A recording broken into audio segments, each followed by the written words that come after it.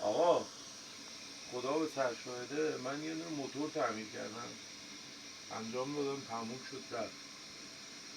ماشین روشنه، همه چیش کار میکنه. گذاشتمش کنار، طرف اومده درخواست نسیه کرد. من بهش گفتم نه، ماشین تو تحویل نمیدم. انقدر این ما زخ خوردیم که دیگه مجبور شدیم به این کار، دیگه ما نسیه نمیدیم. الان که این بنده خدا رفته، انقدر حالم بده که خدا میدونه. دل اون بنده خدا شکست، ولی دل منم شکست.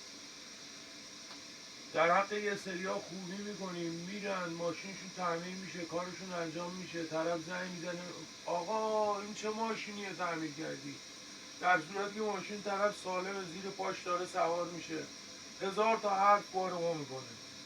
انقدر این کارا شده ما خسته شدیم. امروز دل این بنده خدا رو شکوندم، حالا خدا من بده. چه خوب بود، انقدی اعتماد بود، انقدر آدم ها درست بودن که من الان این کلیدو میدادم به آقا، میگفتم آقا تشریف ببر، خدا پشت پناهت، میاری میری. خدا سرشاهده از اون لحظه ای که این بنده خدا رفته من دارم خودمو سرزنش میکنم. ولی چون سری آخر یادم یه دونه موتور تعمیر کرده بودم، دادم به یه بنده خدایی رفتش، زنگ که بهش زدم برگشت گفتش یه ماشینم خرابه فلانه. گفتم بیار درستش کنم. گفت نه. بعد من ماشینم رو بردم جای دیگه، 7 میلیون خرجش کردم و فلان. گفتم خب فاکتوراشو ببر اتحادیه از من شکایت کن.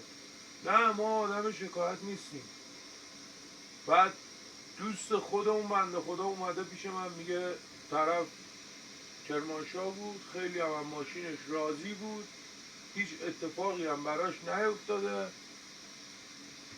از همسایه‌شون پرسیدم، رفیقمون گفت اونم حل، حتی آدرس مغازه تو هم به من داد، گفت کار داشتی ببر پیش این بنده خدا. ولی اینجوری حال منو بد کردن. الان من این بنده خدا، این اولین نفری بود تو سال جدید درخواست نسیه کرد، من حالشو بد کردم، حال خودم بده، دل خودم شکسته. یه جوری زندگی کنیم دیگران به اون راحت اعتماد کنن. ممنون میشه.